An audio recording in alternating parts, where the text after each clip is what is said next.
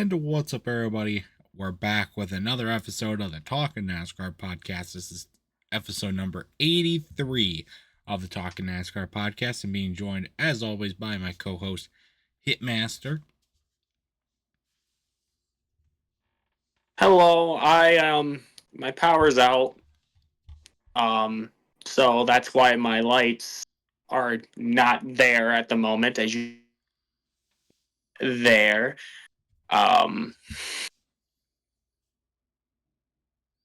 Yeah. Unfortunate. However, you're still here, so it's all okay. It's okay. But we got a lot to talk about this week. The first ever Cup race at Iowa is in the books. We're gonna talk all about that. Everything that happened there. There was some pretty big news as well, silly season wise, on two fronts. So that's gonna be very interesting. We're gonna talk all about that, and then at the end, of course, we will preview this weekend's action at New Hampshire. So should be good there. But first, we got to talk about Iowa. First, the Xfinity race. There were a lot of tire issues in this race. A lot of tire issues. Took out a ton of guys. AJ Allmendinger, Justin Allgaier, Jesse Love, Austin Hill, John Hunter Nemechek, and more. All were taken out or pretty much taken out of the race due to tire problems, which is not something that I expected going into the weekend. I didn't think Iowa was that tough on the tires. The surface does look pretty bad. It did get a repave, but only in the turns and only in a couple of grooves. So maybe now they can do a full repave or not. I don't know. But anyway, Shane Van Gisbergen's bid at 3 wins in a row ended after he got turned on the backstretch and wrecked as well. And then in overtime, Sam Mayer was able to outlast Riley Herbst and get the win. So very good finish there. But Riley Herbst was not happy because of some early contact between the two of them. And Herbst decided to retaliate on the cooldown lap after the race was over. So I don't know really what's going to come of that. I don't think really anything did. But, you know, at the end of the day, it is what it is. Sam Mayer wins. So good job, Sam Mayer. And overall, it was a pretty good Xfinity race. And then the Cup race. The tire issues continued. Allmendinger was taken out for the second day in a row due to a tire issue. That's very, very bad luck there. A few others got taken out by this as well. Some tempers flew between Kyle Busch was back on the offensive with really ratting out his crew and everybody. So that was fun to watch. And then, okay, I gotta get on a little bit of a tangent here. So it was the second stage. So I had Christopher Bell in fantasy this week. Had no clue that he wrecked in practice. That would have been nice to know, NASCAR, when I looked up everything going on at the Speedway. Had no idea. So he drops to the back. So like, oh great. So he didn't get any points in the first stage. Second stage, though, he's leading the race. We're set to get some stage points. This is going to be good. He's going to get a top 10 in the second stage. We're going to get some points. It's going to be good. Apparently not. He was leading the race, and they were starting green flag pit stops, and there was just a flurry of drivers losing a tire. Tires going down all over the place. Time after time again, NASCAR just did not throw the caution. No caution. No caution. Just let them race. No caution. I'm like, okay. They're not going to throw the caution. Then whatever. Except when Christopher Bell took the lead, and I think it was I don't know, one of the Spire cars hit the wall, just bounced off of it, didn't like rush on anything, just bounced off of it, kept going. NASCAR thought that was a great time to throw a caution. Right after Christopher Bell pits, he's stuck a lap down and is forced to take the wave around. And he finishes 18th in the second stage instead of if the caution had come out any of those other times or had not come out at all, probably would have gotten some stage points. So fuck you, NASCAR. Fuck you. Okay.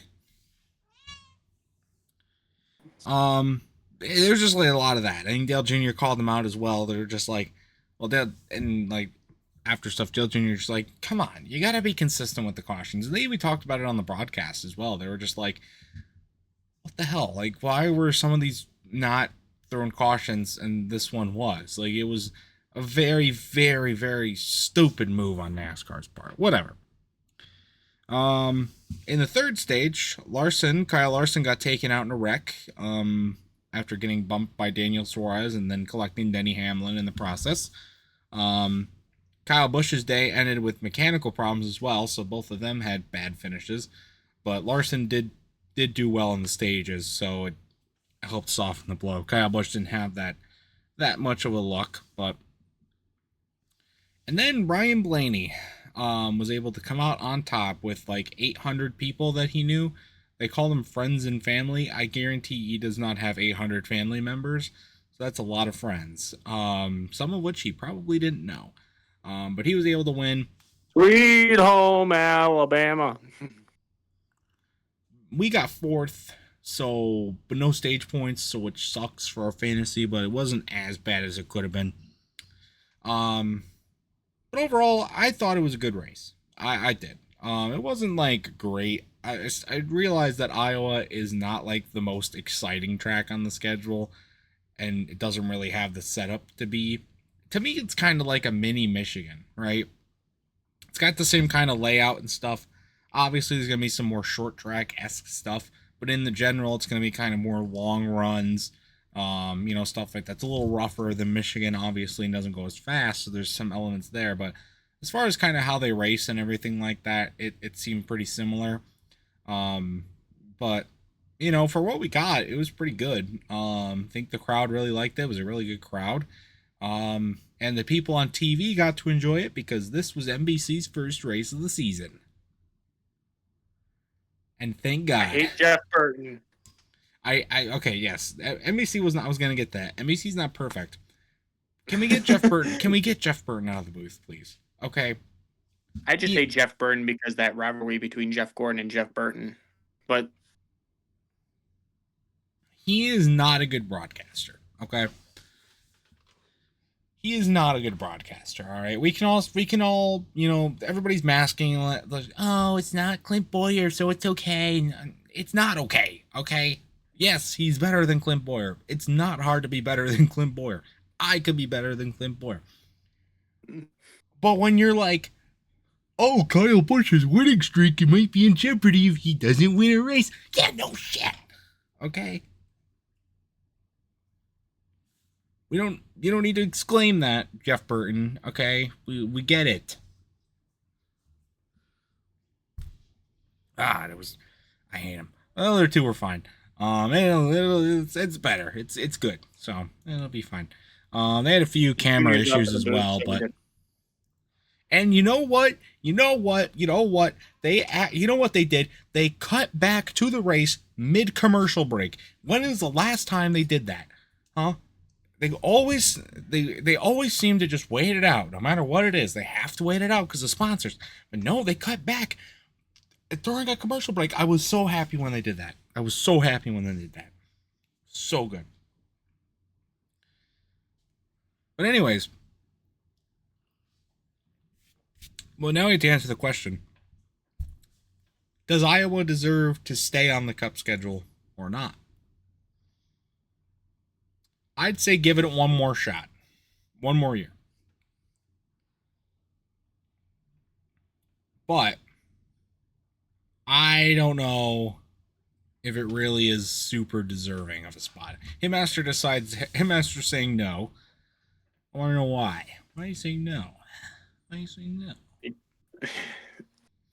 Look, I don't hate that Iowa has a cup track. I'm happy they got their chance, but I'm gonna keep saying this.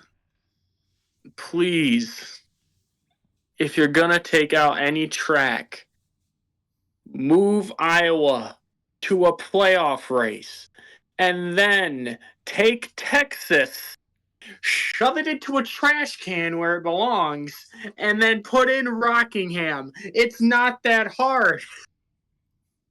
Literally, trash can, Texas, perfect together. Iowa, playoff race, Rockingham, where Iowa is, boom. Or heck, put Rockingham right near Indianapolis's schedule, and then you go Rockingham, Indy, Michigan. Boom! I just helped you with the schedule. Sorry to Just tell you. move Texas. Just move Texas out of the way. You have Coda. Go ahead and just push that under the blanket. Just. I'm sorry to say, I don't think Iowa is getting a playoff date anytime soon. And if they did, I don't think it would be replacing Texas. Texas needs to go. Just saying. We are making a special video when I find out that Texas gets taken off the schedule. I will be cheering. I will be in my cowboy hat, and I will flip off every Cowboy fan and every Texas fan and everything. Fuck you and your entire state. Okay, can't wait to see this video. We're gonna have to I'll get special poppers. We're gonna have to start a petition now. We will give you $10 million if you can do this, so that Hitmaster makes a funny video. Don't worry, we'll get it all back.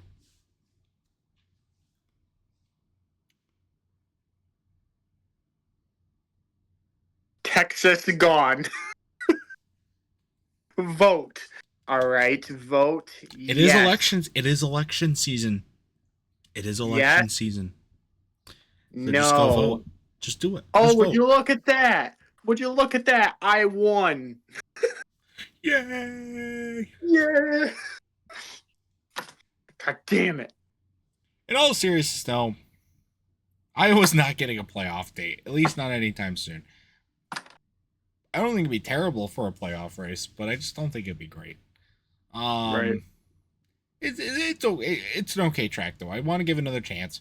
A lot of people are saying, "Oh, maybe this is just a placeholder to go to Montreal again," which I would be for.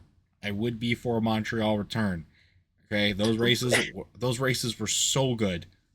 Honestly, I would do that after Michigan, because it wouldn't be that far of a distance to go from Michigan to Montreal. Maybe. We still haven't gotten the 2025 schedule yet. Hopefully we'll get it soon. So that you don't have to go from, Michigan to Daytona to whatever track is next. So you go from Michigan to Florida. Yeah. Then you could just go to Michigan, Montreal, Florida.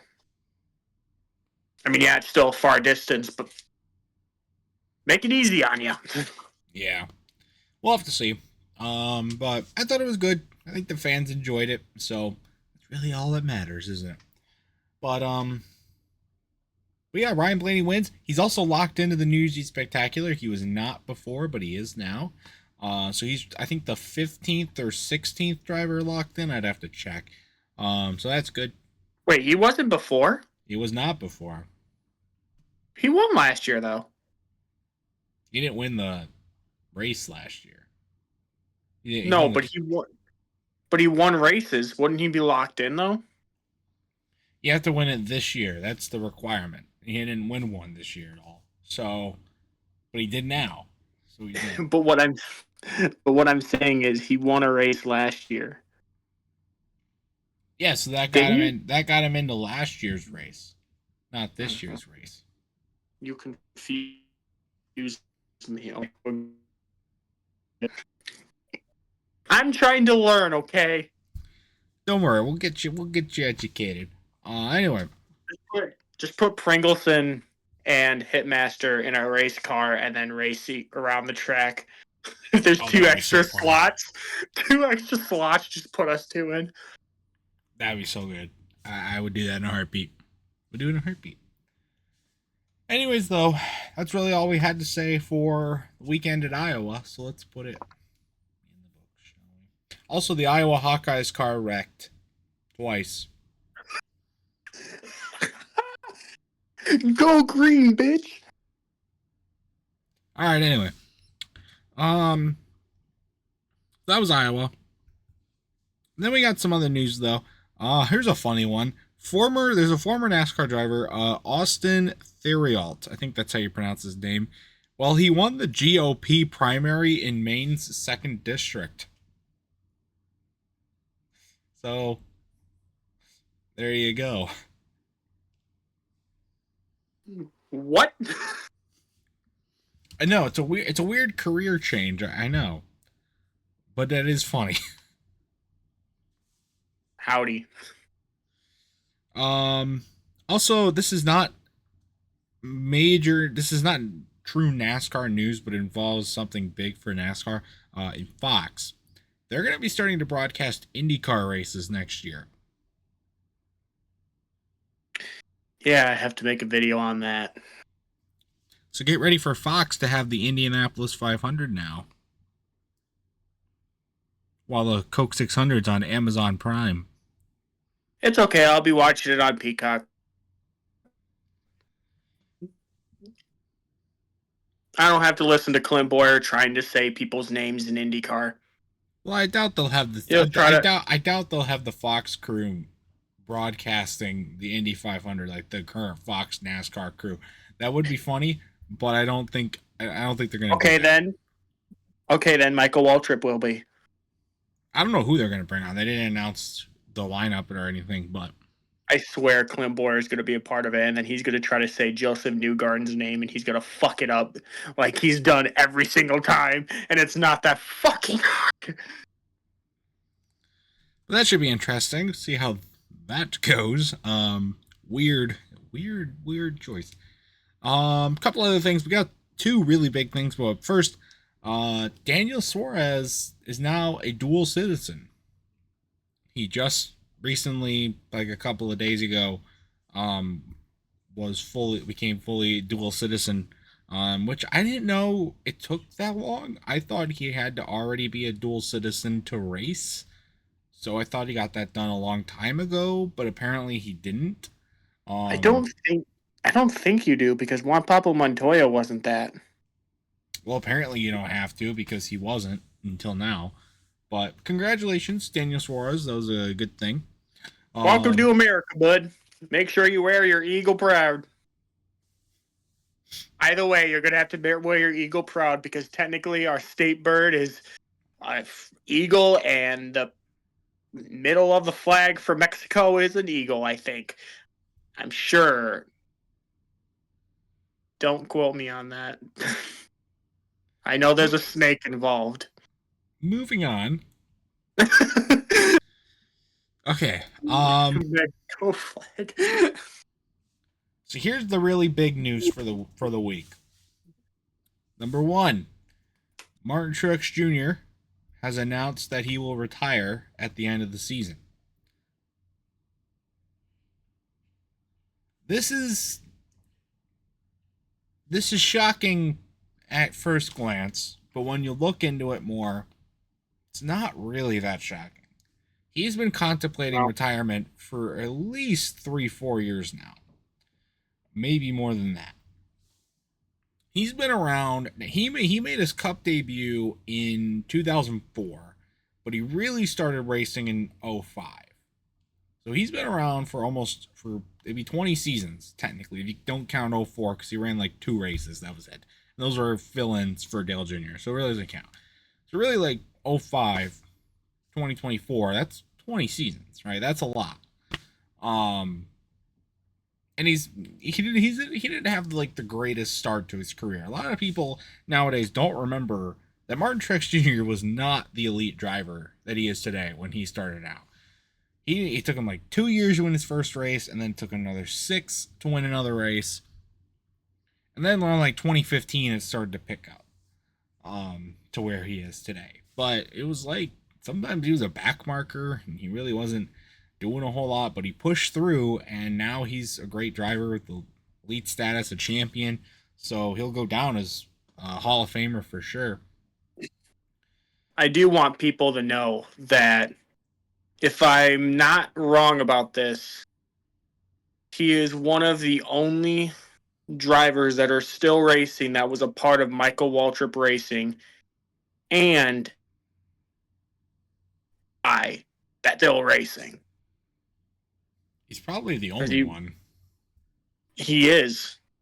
If I'm not mistaken, someone might correct me on it, but I'm pretty sure he's the last living racer that raced for those two companies that are now in the dumps.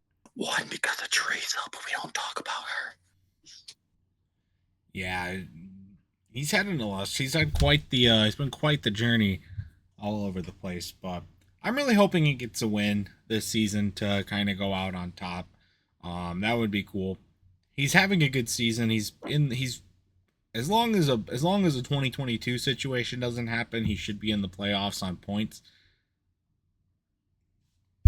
Knock on wood. But it's also kind of sad because when he retires, I'll be down to 3 drivers that I left that are still racing from when I started watching NASCAR. Those 3 are AJ Allmendinger, Kyle Busch, and Denny Hamlin. Those will be the 3 after Truex, which is kind of sad. It's kind of sad.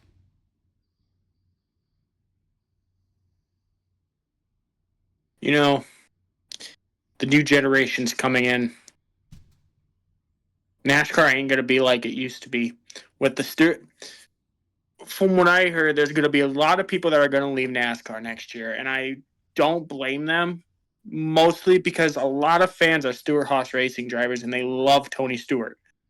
And with him leaving next year,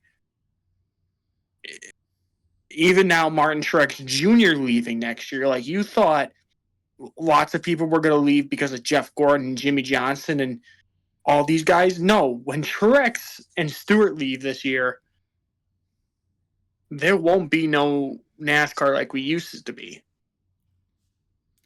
I don't know. I mean, Truex isn't like the biggest driver to retire in the last 10 years, right? There's a lot of Truex fans out there, but I think they had to have seen this coming for a while. So it shouldn't be the biggest crazy thing. I do have one problem with Truex's retirement announcement, though. Here's my deal with retirements. There are some exceptions to this rule, but I think in general, if you're going to retire, either announce it before the season starts so you can do a full retirement tour, or announce it when the season is done, like Carl Edwards did. Don't do it in the middle of the season. Dale Jr. did this too, and I was really annoyed. Okay, and now Truex is doing it as well. Just like, I get it. The juniors doing it? There are exceptions, kind of like what Bobby Allison did. He had to retire because he almost died. And then, there's other instances where like injury or something like that comes along. But in the case of like drivers like this, make up your mind before the season starts or just wait till the end of the season. That's what I'd say. If you do it in the middle of the season, there's fans, that maybe went to the Daytona 500. And they didn't know they just watched Martin Truex race for the last time in person. Like, and now they're going to be like, okay, what are we going to do now? Like, that's just my thought. Well, they did say that he might race the next Daytona 500. That is true. He could do part-time stuff. It may not be his last race. Maybe. But in general, that's kind of what I wanted. What should happen. Obviously, there's some stuff that, reason why he didn't announce it until now. Maybe he wanted to wait and the media pressured him, or something got out, or whatever. Maybe Joe Gibbs forced him after he couldn't pass the start-finish line at Sonoma. Who knows? But all right, you're retiring next week. Now. Ow, my arm. It is really sad, though. I've always liked watching Truex. He's never been a guy I've hated. He's never been my favorite, but he's always been a guy that I could respect. Especially after, everything with Ventura Racing and stuff like that. just showing how he was able to really lift them up and everything was really, really good. So, very, very happy for him. Hope he has a good retirement. Just get one more win, buddy. Get one more win. One more win. One more win. Anyway. So that was, and then another big question that I completely forgot about right now. His ride's open. Who's gonna take his ride in 2025? The leading candidate right now, there's been no definitive person announced for the ride. The candidate though is Chase Briscoe, which is weird, but you have to think he might be their only best option. Chase Briscoe's been with a Ford his entire career, is why I'm why I'm a little bit confused. That's just what speculations. Right. I also heard speculations of Kyle Busch probably going back to JGR. There has been speculations that he wants to go back to JGR, which would be absolutely funny. And or Hendrick. But right now it seems like those are the top two options. Remember, they still have the other three drivers at SHR that are going to be out of a ride, so maybe they want to go with that, or something else might happen. So it's going to be a while probably before we get anything definitive. I would assume that they'd make an announcement probably closer to the playoffs, or in the playoffs. So around August, September time at the earliest. It could even be to the end of the season, like November time. So we've got some time, but that's kind of what it is for now. This is the second straight year we're going to go to MIS and see someone for the final time. The first being Kevin Harvick and the second being Martin Truex Jr., who almost won last year. Yeah, maybe he wins again. Who knows? Maybe he has a fast car. Maybe that'd be kind of cool, honestly. So, but that was the first real big piece of news, and then the other piece of news came out just today. We're recording it a day before it comes out, but so there's been the whole thing with the SHR shutting down. We've heard Tony Stewart's perspective, but he's only half of the ownership. The other half goes to Gene Haas, and Gene Haas made an announcement today saying, "I'm not leaving NASCAR." He's making his own team. So then I'll just be Haas. It's gonna be. Hold on. It's gonna be. It's gonna be called the Haas Factory Team. So here's what's gonna happen. He's gonna keep one of the SHR charters for a cup operation next season, and also is gonna be running a 2-car Xfinity operation under that name. So, I didn't even think about like the Xfinity drivers like Cole Custer, who, has been running the Haas Xfinity ride for a while now, but he should be not out of a ride. And then one of the other drivers, if it ends up being how Chase Briscoe goes to Joe Gibbs, and then you've got either Josh Berry, Ryan Preece, or whoever the other one is, Noah Gragson. One of those stay at SHR, and then the only other two be free agents. So that could happen. It's no driver has been announced, and like the Martin Truex situation, I wouldn't expect there to be a driver announcement for a while. Probably again around playoff time, if not at the end of the season. So we can't make a speculation at this point, but it is pretty big news that Gene Haas is sticking around in NASCAR. I think that's a really good thing, and hopefully some good things can come out of this. It opens up another ride again, and even an Xfinity operation could be good too. So should be very interesting to see what happens with that. So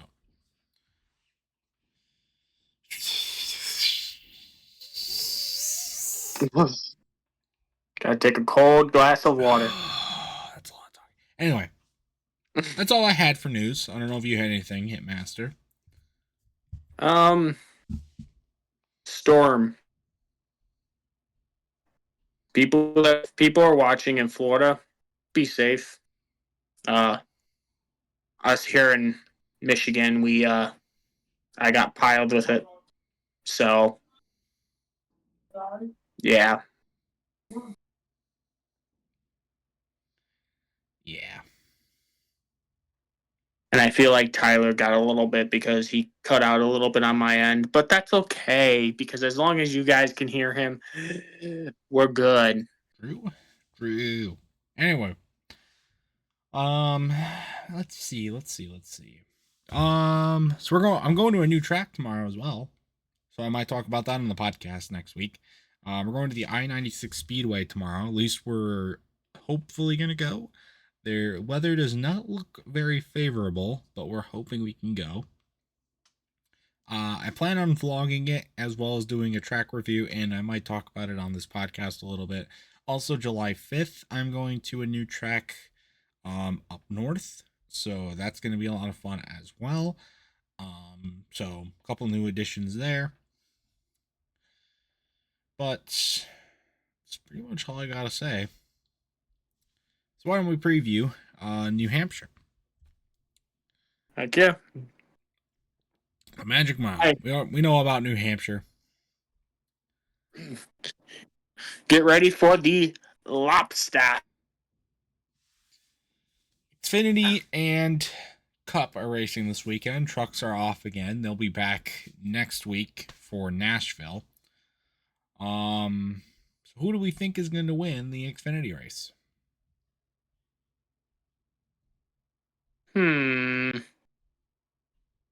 Let me see real quick the people that are going to be racing. Weekend schedule. Let's see. I'm trying to find track info. No, that's not what I want. Also, I want them to do so badly an Xfinity race at New Hampshire's road course. They have a road course? Yeah. You never knew that? No, I did not know that. Yeah, it's inside of their road course. And also, guys, keep an eye on Brad Keselowski. He's driving a Boston Red Sox car. Boo! Go Yankees! Boo! Boo! Boo! Tyler's pissed at me now. Look what Yeah. I did. You know what? I'm going to go with Justin Allgaier. Screw it. Can't find it, so I'm just going to go with Justin Allgaier. I'm going to pick Riley Herbst for a redemption win. Almost got it done in overtime last week. Think he'll get it done this week. Maybe in overtime. Maybe not. We'll see. But anyway, Cup. Who's going to win the Cup race? So, let me just say this. Tyler chose Christopher Bell in his fantasy, right? Yep. He chose Christopher Bell. It got chosen as the poker chip. Which means he won because he finished fourth and Ty Gibbs sucked. So That's right, baby. Now I'm going to put Ty Gibbs in his choosing, but he might get Ty Gibbs.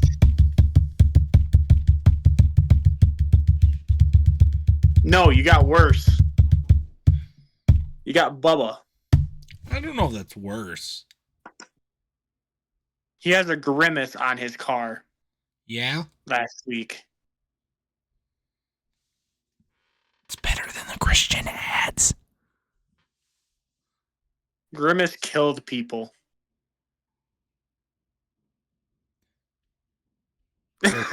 Fair point. Alright, anyways, yours. Watch, I get number 45, Tyler Reddick. No, I got Alex Bowman. I got a Hendrick driver, but he sucks.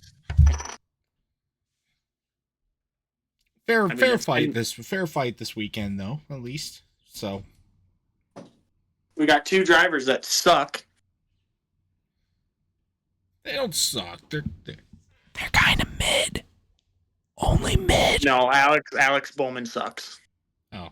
Maybe not Bubba Wallace that much. But Alex Bowman, Oh well. So that's why we do the drawing. That's why we do the drawing. I was Anyway, just like, that's why I win every time, you know? that's right, Why I baby. That's win. right, baby. House always wins. All right, Heads though. always win. That's going to do it, though, for this week's episode of the Talking NASCAR podcast. If you want to be a guest on a future episode of the Talking NASCAR podcast, all you got to do is join the Pringles and Company Discord. Link is in the description down below. Request the Talking NASCAR role, and me or Hitmaster will work with you to get a time to get you on and talk some NASCAR. It should be really good. But anyways, that's gonna otherwise do it. Stay tuned for much more amazing content from both me and Hitmaster when he gets his power back. And until next time, I'll see you guys later. Goodbye.